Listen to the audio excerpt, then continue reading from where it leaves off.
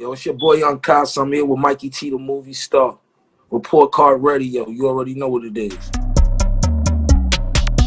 Kasa, let me ask you, what did you think when Jim Jones and French Montana put aside their issues? That was a good thing for hip hop. That was a good thing for because so much money was was lost because of that. Because of our beefs, we wasn't able to link and do music and work with people that we really wanted to work with. We fucked with G Unit. You know what I'm saying? Slow was really the gap, to bridge that gap between Queens and Harlem early '09. He was the guy. He's responsible for the um Bentley Beamer song. Yep, He's yep. responsible for that. He put Jewels and Banks together for the Beamer Benz and Bentley song. So you know, and I had my own relationship from the late '90s with Fifth. You know what I'm saying? I remember when I used to go to Sony and shit with Bryce. You know, they used to have Fifth standing downstairs because Fifth was a high Fifth would take plaques off the wall, break through. Fifth was different, so they used to kind of leave him down in the lobby. He was like, "Yo, y'all going to see Tony Pope?" You telling niggas to be downstairs. Fifth, Fifth. That's his boo boo days. This before he got signed to Dre. This is like right after he got shot. He was riding around in a bulletproof Jeep and shit like that.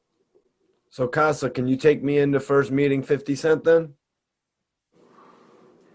Right there in the Sony building in the lobby. My man Bryce Wilson introduced me. He's like, "Yo, that's 50. This is Unkasa." And when he said, "Yo, I heard about you. I heard you nice." And I was like, "Yo, good looking." So like around that time, I was buzzing in the streets. Then I started buzzing in the industry. You know what I'm saying? So that's how I met Fifth. I met Fifth in the lobby of Sony. Like I said, he was a high head. He was gripped up, vest up, bulletproof truck. I think Yayo was with him at the time too, if I'm not mistaken. Looking at him there, I mean, gripped up, aggressive as hell, as we knew G Unit to be. Did you ever look at him to be a diamond selling recording artist? I knew it was a matter of time before he made it big. His whole energy, his persona was different. You know what I'm saying? His whole persona was different. I knew it was just he was destined for greatness. It was just a matter of time before he got his foot in the door the way he needed to be. You can tell, like it's just certain niggas that just got it. It's a thing in the industry called it. It's just certain niggas got it. You know what I'm saying? It's just a matter of time. You know what I'm saying? People don't understand. It's timing. 50 was been out doing shit with Onyx, doing shit with a whole bunch of people. Jam Master Jay, he had to blossom. You know what I'm saying? 50 probably wasn't ready the way he was once he got with Dre and M. You know what I'm saying? You got to develop. I know I had record deals. I listened to how I rap then and how I rap now, and I totally know I wasn't ready for the game, but they seen it in me. You know what I'm saying? Whoever was signing me and giving me these deals and these checks, they seen it in me. You know what I'm saying? So, you know, like I said, I seen it in him early. I knew he was gonna be big. You know what I'm saying? Because he was a wild dude. You know what I'm saying? He was real aggressive back then. You know what I'm saying? I was in the studio tonight with Bryce. We was in Studio B in the Hit Factory when it was down on 54th Street or something like that, right across the street from Sony. And I seen Fifth like run out the building, like holding his hand, like after he got into that altercation. I remember that shit like it was yesterday. I was wild young too.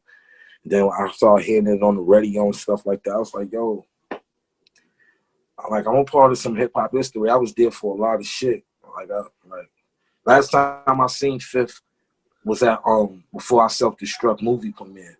And he like jumped over like a barricade and hit me in my motherfucking ribs mad hard too. I'm like, yo, damn, Fifth. He was like, yo, what up? Cause I've been telling Els I knew Fifth and all that and shit. So In the last few years, there's been a few tragedies in New York hip hop, man. I want to ask, why is it such a common occurrence for artists from New York like Pop Smoke chinks drugs. Like, why is it such a common occurrence for these artists to lose their lives? Like I said earlier, your environment. Just because I'm a hip hop star and I'm popping all over MTV and stuff like that, and I got a bunch of money, don't mean my problems leave. You know what I'm saying? Don't mean the mindset leave. If I give a kid from my block $1 million a day, he's not going to change. You know what's going to change? His address might change, his watch, his clothing, his bitch, his friends. That'll change. The mentality won't. People don't understand. Your money got to determine your mentality. If you're rich, that's exactly how your mentality got to be. As you grow in finances, you got to grow in intelligence. You cannot still be ignorant and your money's up here, because your money's up here but your mentality's down here. What's going to happen? Your money's going to come right under your ignorance, and then what's going to happen? You're going to fall. You're going to crash into a wall. So try to balance shit out and understand perspectives and put the right people around you. Test your people too. Test your people. See if niggas is on point. Test your people. Not saying to put out traps and stuff like that, but test your people to see if these are the right type of people that you need around you. Everybody can't go. You cannot dance to every tune. You know what I'm saying? It might be a favorite song. Sometimes you might have to sit out and just watch and observe the party and what's going on around your atmosphere and just surroundings. You know what I'm saying? I've been through the illest shit. You know what I'm saying? Robberies, home invasions. I've been through some ill shit just because a person might think you got more than what you got and don't know what you're doing. And it looks from a person from a person that has nothing, and for me to have a little bit of something makes I say this. Some people nowadays look at your success as they failure. So just as much as I can be successful, it's a person out there that's taking my success and taking it like making it seem like I think I'm better. No, it's you think I'm better.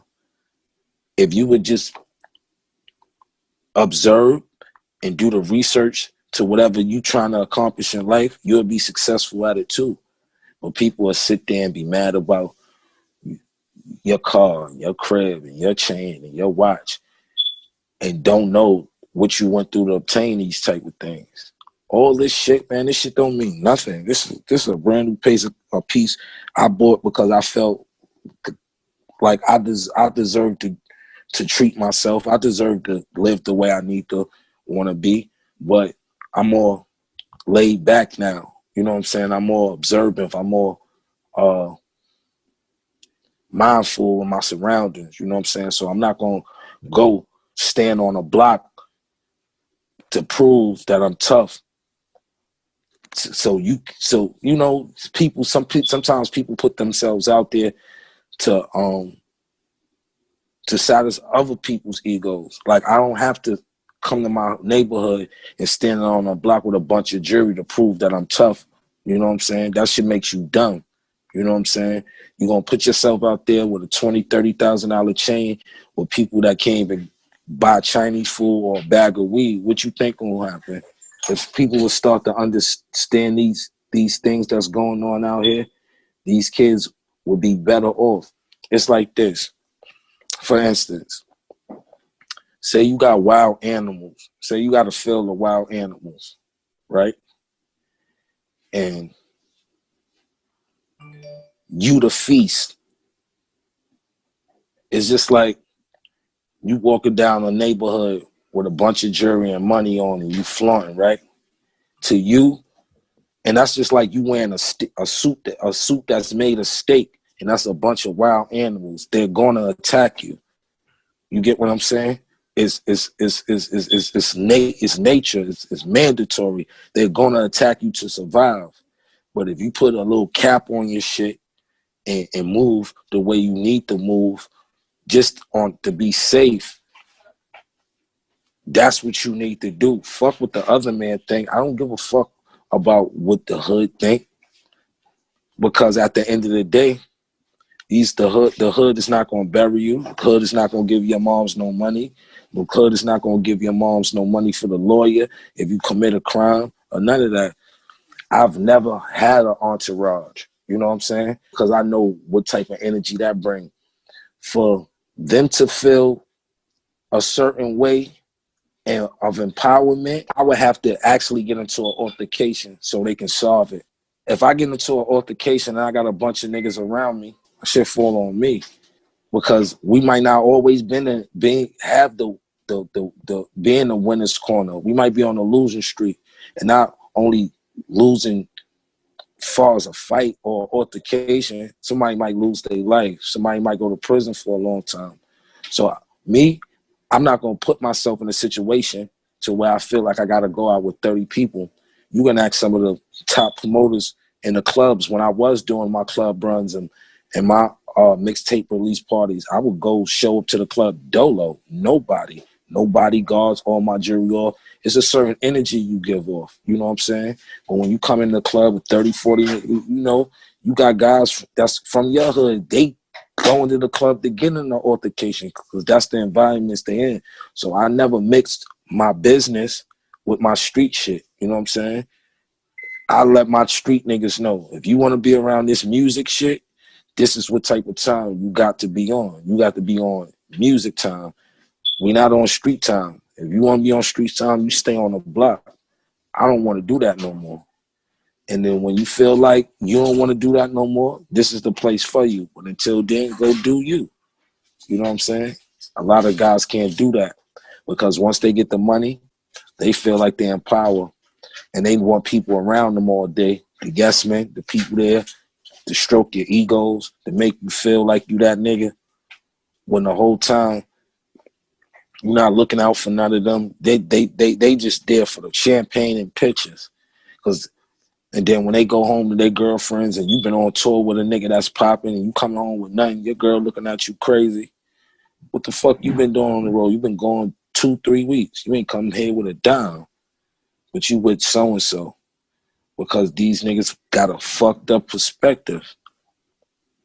You ain't going... When you around a rapper or someone that, find a position for you. Don't even wait for them to put you in a position to eat. Find something that you can benefit off that's going to help them as well as you.